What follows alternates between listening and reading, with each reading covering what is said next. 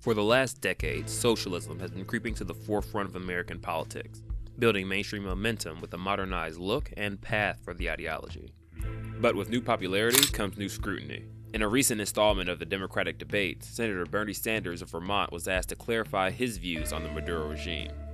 You admit that Venezuela does not have free elections, but still you refuse to call Nicolás Maduro un dictador, a dictator. Can you explain why, and what are the main differences between your kind of socialism and the one being imposed in Venezuela, Cuba, and Nicaragua? Sanders has been on record defending the socialist dictatorship in its infancy. In 2011, a Senate editorial endorsed by the presidential hopeful stated that, quote, "The American dream is more apt to be realized in places like Venezuela." This is assumingly due to Venezuela's heavy-handed egalitarian approach to regulating income and Sanders' high favor for wealth redistribution. His present position, however, is a little different. In terms of democratic socialism, to equate what goes on in Venezuela with what I believe is extremely unfair.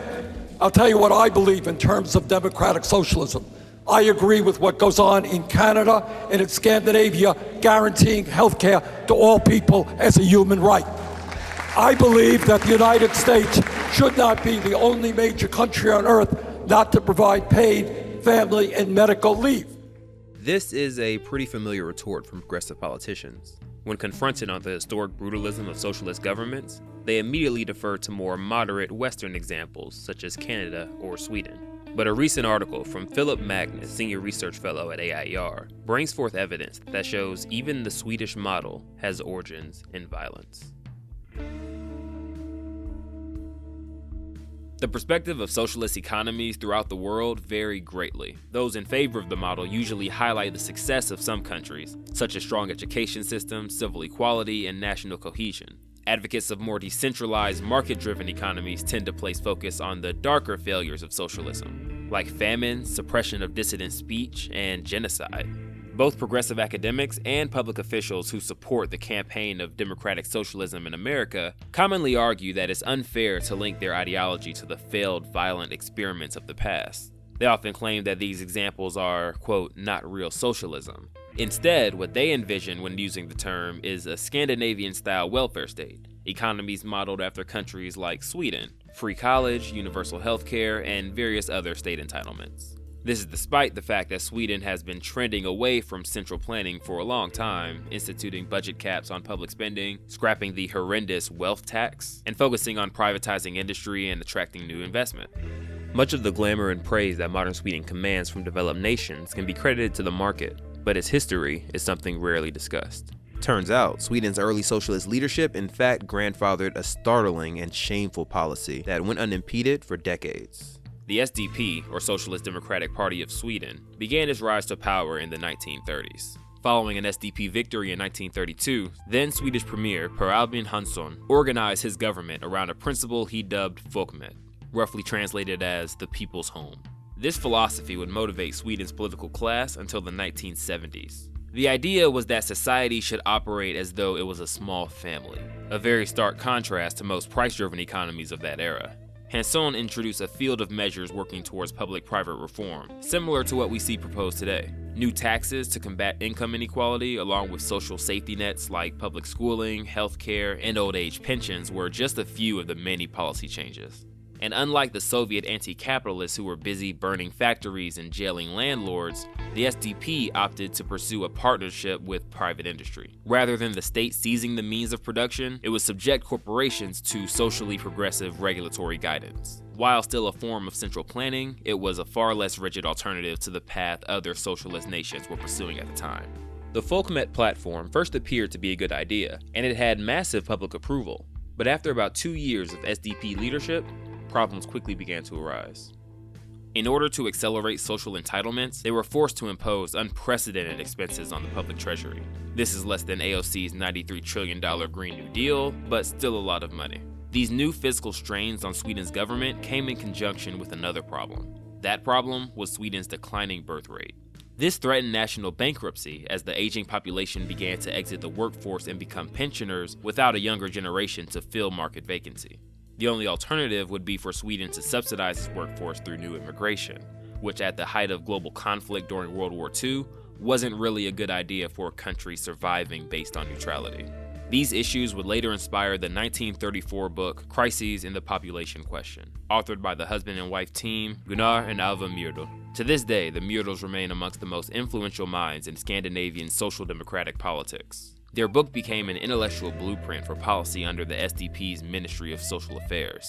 The result was a state-ordered natalist policy to boost birth rates and incentivize pair bonding. The Myrdals advised the usual prescriptions like paid family leave after childbirth and rent assistance or subsidized housing for parents. But SDP leadership still had fears of unsustainable welfare dependence. To dodge risk, the party added a complementary system of eugenic laws aimed at sanctioning unfit reproduction within its borders. Through the compulsory might of the state, a narrow sterilization program was enacted.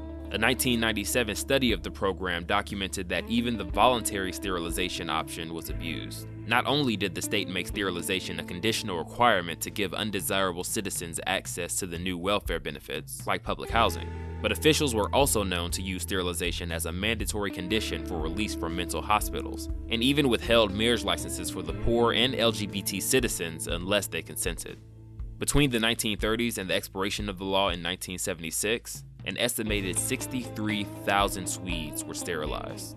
Many neighboring Scandinavian countries also partook in similar measures, like Denmark, Norway, and Finland. Even the United States has dabbled in this effort, but not at all close to the scope of Sweden's efforts in terms of population percentage. And the SDP's coercive policies didn't stop at sterilization. Sweden also adopted a set of environmental policies, where children were forcibly taken away from their parents in households that were deemed unfit for social development. There was a rampant campaign that loosely diagnosed alcoholism, poverty, mental health disorders, and other vaguely defined conditions authorities used to justify the orphaning of kids. In the end, nearly 250,000 children were relocated and placed into state-supervised foster care. Now, I should note that this research isn't meant to function as a hit piece against the Swedish welfare model. According to Magnus himself, it would be unfair to claim that the Swedish welfare state today is dependent on perpetuating the violence of its sterilization programs. The policy was abandoned in 1976, and the Swedish government has since taken steps to make amends to its surviving victims. However, the historical link between eugenics and the Swedish welfare state was clear, intentional, and took place within living memory." End quote. This is history that any supporter of human rights should be able to appreciate being brought to light. The violence of Swedish forced sterilization stops far short of other socialist atrocities. For example, the Soviet Holodomor, a man-made famine orchestrated by the Soviet Union, killed an estimated 3 to 8 million Ukrainians. The PRC's Great Leap Forward amassed a death toll of 45 million throughout rural and southern China. And of course, the current economic and political oppression being waged against Venezuelans by the rabid Maduro regime continues to weigh heavy on the hearts of humanitarians and freedom advocates worldwide. As politicians like Sanders, AOC, as well as the academic left continue to cheer the Scandinavian model for its immutable track record, it's important that the public equally know of the tragic and violent historical legacy of democratic socialism. We need to know. Not only for our own sake here in the West, but for the sake of modeling viable paths to prosperity and freedom for the rest of the world. We should hope to avoid further government oppression.